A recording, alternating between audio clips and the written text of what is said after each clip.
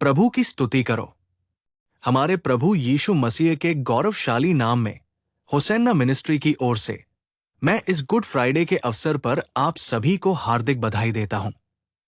प्रभु आपको आशीर्वाद दें और समृद्ध करें। इस दिन आइए हम पवित्र शास्त्र से एक सुंदर वचन पढ़ें। मैं पतरस के पहले पत्र अध्याय 1 श्लोक 18 से पढ़ रहा हूं। ध्यान से सुने। तुम्हारे पूर्वजों से विरासत में मिली व्यर्थ जीवन शैली से चांदी या सोने जैसी नाशवान वस्तुओं से तुम्हारा उद्धार नहीं हुआ, बल्कि मसीह के निर्दोष और निष्कलंक मेमने के समान बहुमूल्य लहू से। प्रियजनों, देखिए, इस श्लोक में पवित्र पतरस स्पष्ट रूप से बता रहा है कि हमें कैसे छुटकारा मिला है। चांदी और सोने ने हमें छुटकारा नहीं दिलाया। इसका मतलब है हमें मुक्त करने के लिए उनका भुगतान नहीं किया गया। मुक्त होने के लिए, छुड़ाए जाने के लिए हमें यीशु के शुद्ध, निष्कलंक और पवित्र लहू से छुड़ाया गया। यही हम परमेश्वर के वचन के माध्यम से समझते हैं। देखिए, हमें यह एहसास होना चाहिए कि यह पवित्र पवित्र रक्त है जिसने हमें छुड़ाया है। सिर्फ ये कहना नहीं कि मैं बच गया हूं, मैं छुड़ाया गया हूं, बल्कि ये समझना कि ये मुक्ति मुझे कैसे मिली। ये मुक्ति मुझे कैसे मिली? जब ये विचार हमारे दिलों में होगा कि आज मैं आजाद हूं और इस पवित्र मार्ग पर चल रहा हूं, तो यीशु मसीह के क्रूस का दर्शन हमेशा हमारी आंखों के सामने रहेगा। क्योंकि हमारे प्रभु यीशु मसीह इस दुनिया में सिर्फ कुछ अच्छी शिक्षाएं देने या सिर्फ स्वर्ग के राज्य की घोषणा करके चले जाने के लिए नहीं आए थे। भविष्यवक्ता आए, परमेश्वर के पवित्र सेवक आए और परमेश्वर द्वारा दिए गए संदेशों की घोषणा की और फिर समय के साथ आगे बढ़ाए। लेकिन यीशु मसीह ऐसे नहीं है। हमारे प्रभु यीशु मसीह पिता के साथ होने और उनकी उपस्थिति को न छोड़ने का सौभाग्य होने के बावजूद उसे बनाए रखना नहीं चाहते थे। इसके बजाय उन्होंने एक सेवक का रूप धारण किया और इस दुनिया में आए। नीचे आकर उन्होंने नबियों या पवित्र लोगों की तरह सिर्फ कुछ शब्द नहीं कहे और चले गए। मैं ऐसा इसलिए कह रहा हूं क्योंकि कुछ लोग कहते हैं कि यीशु मसीह भी सिर्फ एक भविष्यवक्ता थे। वो केवल एक भविष्यवक्ता नहीं था।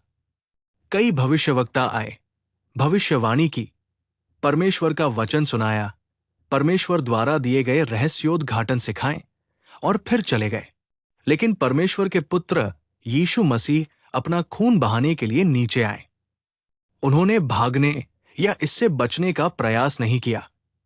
पिलातुस ने उनसे पूछा, मेरे पास तुम्हें दंडित करने या तुम्हें रिहा करने का अधिकार है। क्या तुम अपना मुंह नहीं खोलोगे और बोलोगे? जब पिलातुस ने यह पूछा तो यीशु ने भागने और उनके हाथों से दूर जाने के लिए कुछ शब्द नहीं कहे, क्योंकि उसका खून बहाया जाना था। उस खून को हम पर छिड़का जाना था। उस खून के माध्यम से हमें छुड़ाया जाना था, छुड़ाए गए लोग बनना था, छुटकारे के गीत गाने थे और उनकी उपस्थिति में फिर से स्वतंत्र लोगों के रूप में जीना था। यह परमेश्वर की शाश्वत इच्छा है। मैं स्वतंत्र लोगों के रूप में क्यों कहता हूं?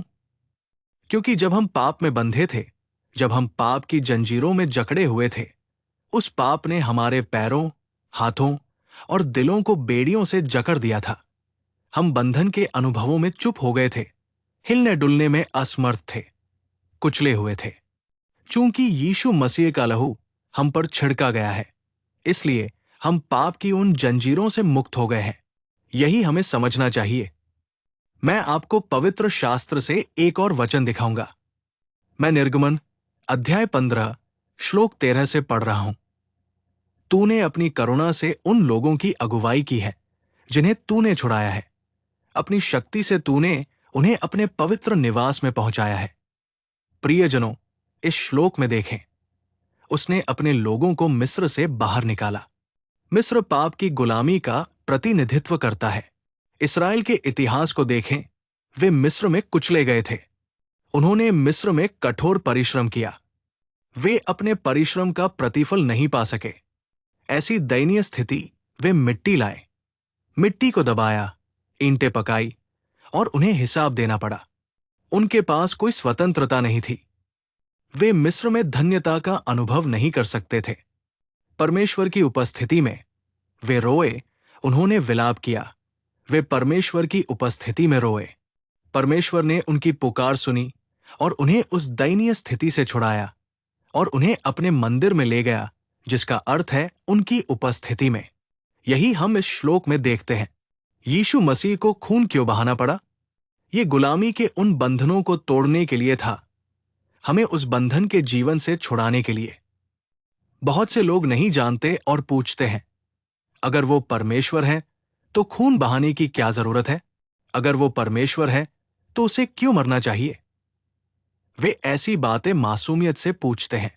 अगर उसने अपना पवित्र और पवित्र खून नहीं बहाया होता, अगर उसने फिरौती नहीं दी होती, तो हमारे लिए कोई छुटकारा या मुक्ति नहीं होती। मिस्र में भी, ध्यान दे, इस्राएलियों को प्रतीकात्मक रूप से मेमने के खून के जरिए छुड़ाया गया था।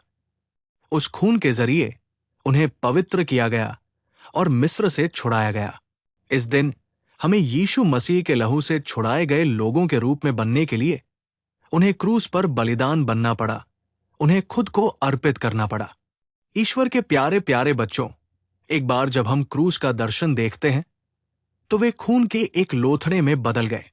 वे खून और शक्ति बन गए। वे खूनी कदमों से चले। उन्हीं यरूशलेम की गलियों में जहां उन्होंने चमत्कार किए, उन्हीं यरूशलेम की गलियों में जहां उन्होंने शक्तिशाली कार्य किए, उन्हीं लोगों के बीच जहां उन्होंने अद्भुत चमत्कार किए, पापियों को मुक्ति दी, पाप से घृणा की, पापियों को बचाया, मुक्ति प्रदान की और उन्हें पवित्र लोगों में बदल दिया। उन्हीं यरूशलेम की गलियों में उन्होंने अपना युवा रक्त, अपना पवित्र रक्त बहाया। स्वर्ग और पृथ्वी के बीच गुलगोथा नामक स्थान पर 6 घंटे तक 3 क्रूसों के बीच वे लटके रहे और क्रूस पर अपना खून आखिरी बूंद तक बहाया और हमारे लिए अपना जीवन दे दिया। ये मजाक के लिए नहीं है प्रियजनों, ये साल में एक बार याद करने वाली कोई चीज नहीं है। क्रूस का ये दर्शन हमेशा हमारी आंखों के सामने होना चाहिए। क्रूस का ये दर्शन हमेशा हमारे दिलों में गूंजना चाहिए। हम किसके द्वारा छुड़ाए गए? एक पवित्र व्यक्ति के खून के बहाने से, है ना? एक पवित्र व्यक्ति के खून के बहाए जाने से, है ना? इस मुक्ति के लिए मुझे जो कृतज्ञता मिली, वो हमेशा हमारे दिलों में बनी रहनी चाहिए। इतना ही नहीं, मैं आपको एक और श्लोक भी याद दिलाऊंगा। मैं भजन 107 दूसरा श्लोक पढ़ रहा हूं। यहोवा के छुड़ाए हुए लोग ऐसा ही कहें, जिन्हें उसने शत्रु के हाथ से छुड़ाया है। देखिए, जिन्हें उसने शत्रुओं के हाथ से छुड़ाया है। हां, शत्रु कौन है? शत्रु मनुष्य नहीं है। पवित्र पौलुस कहते हैं, हमारा एक शत्रु है, वो हवा की शक्ति का राजकुमार शैतान है। वो हमारा शत्रु है। ये शत्रु दहाड़ते हुए शेर की तरह घूम रहा है और खोज रहा है कि किसे खा जाए। ऐसा कहा जाता है। शैतान कौन है? एक गिरा हुआ स्वर्गदूत, एक घमंडी स्वभाव वाला स्वर्गदूत, एक अभिमानी मानसिकता वाला स्वर्गदूत। ये शैतान वो क्या करता है? वो लोगों को अपने नियंत्रण में लाने और उन्हें अपने जैसा बनाने की कोशिश करता है। वो आपको विनम्रता से जीने नहीं देता। वो आपको आज्ञाकारी बने रहने नहीं देता। वो हमारे जीवन को शांति से नहीं जीने देता। वो हृदय को अशुद्ध करता है, मन को विचलित करता है, हमारे जीवन को भ्रष्ट करता है, ताकि हम उसके जैसे ही घमंडी रवैये के साथ जिए। आज हम देख रहे हैं, है ना? ऐसे शैतान प्रभावित विचारों के कारण मनुष्य बर्बाद हो गया है। उसने परमेश्वर की छवि खो दी। उसने परमेश्वर की समानता खो दी। उसने क्षमा करने वाली आत्मा खो दी जो परमेश्वर में होनी चाहिए, क्षमा करने वाला हृदय। और उसने शैतान के हृदय को एक हथियार के रूप में ले लिया। और आज मानवता लापरवाही से गिर रही है। जब हम भी अतीत में ऐसे ही थे, तो यीशु मसीह ने हमें बचाया, हमें छुड़ाया और हमें छुड़ाया। उसने हमें उस दुश्मन के हाथों से छुड़ाया। देखो, प्रभु ने हमें यह महान आशीर्वाद दिया है, ताकि शैतान की साजिशें हम पर न आए, ताकि शैतान हमें अपने नियंत्रण में न ले आए। प्रियजनों, इस दुनिया में कोई भी हमें बचा नहीं सकता, कोई भी हमें छुड़ा नहीं सकता। क्यों? क्योंकि वो हवा का राजकुमार है, वो शैतान है। उसे शास्त्रों में चोर के रूप में लिखा गया है। यही सत्य है। जिस तरह से वो हमें लूटने, हमारे जीवन को बर्बाद करने, हमें इस दुनिया को बेचने और हमें कई तरीकों से परमेश्वर से अलग करने की हर तरह से कोशिश करता है, ऐसे समय में उसके मुंह में पड़े बिना, उसकी आंखों में देखे बिना, उसके हाथों में पड़े बिना परमेश्वर ने हमें बचाया, हमारे चारों ओर अपने पवित्र लहू का किला बनाया, हमें उस लहू के घेरे में, उस लहू के किले में सुरक्षित किया, ताकि हम शैतान के बोझ के नीचे न पड़े। देखो, ये एक सच्चाई है कि वो हमें बचा रहा है और यीशु मसीह के लहू के माध्यम से हमारी रक्षा कर रहा है। ये हमारी ताकत नहीं है, हमारी भक्ति नहीं है, हमारी शक्ति नहीं है, हमारी संपत्ति नहीं है, हमारे लोग नहीं हैं। ये हमारी या उनकी बदकिस्मती की बात नहीं है। ये केवल यीशु मसीह का गौरवशाली पवित्र रक्त है, जिसने हमारे चारों ओर एक दीवार खड़ी की है और हमारी रक्षा कर रहा है। ये सत्य है। अन्यथा हम बहुत पहले ही शैतान के नियंत्रण में आ गए होते। ये हमारी ताकत नहीं है। भगवान के प्यारे प्यारे बच्चों, उसने न केवल हमें विरोधी के हाथ से और शैतान के बोझ से छुड़ाया, बल्कि आज भी वो हमारी रक्षा कर रहा है। प्रभु में हमारा विश्वास, उसमें हमारी आशा, इस पवित्र मार्ग में हमारी पवित्रता, ये सब वो अपने रक्त द्वारा संरक्षित और सुरक्षित कर रहा है। उसने हमें अपने रक्त के माध्यम से ये सुरक्षा प्रदान की है। ये वही है जिसे हमें पहचानना और महसूस करना चाहिए। यदि यीशु मसीह क्रूस पर नहीं मरे होते, यदि यीशु मसीह ने क्रूस पर अपना रक्त नहीं बहाया होता, तो आज भी हम शैतान के हाथों में होते। हम शैतान, दुश्मन के हाथों में होते। हमें जीत नहीं मिलती। इसलिए उसके लहू ने हमें छुटकारा दिया। मिस्र नामक गुलामी के जीवन से छुटकारा, शत्रु के हाथ से छुटकारा। मैं आपको एक और छोटा सा शब्द याद दिलाना चाहता हूं। मैं तीतुस 2:14 पढ़ रहा हूं। उसने हमें हर तरह के अधर्म से छुड़ाया। प्यारे लोगों, आयत के इस हिस्से को देखिए। उसने हमें हर तरह के अधर्म से छुड़ाया। अधर्म, धार्मिकता। उसने हमें अपने खून से हर तरह के अधर्म से छुड़ाया। कहां से? इस अधर्म से। ये अधर्म क्या है? ये परमेश्वर की धार्मिकता है। ये बहुत पवित्र है। तो ये अधर्म है, मैं पवित्र हूं, या मैं जो कुछ भी करता हूं वो सही है। मैं जो कुछ भी करता हूं वो सही है।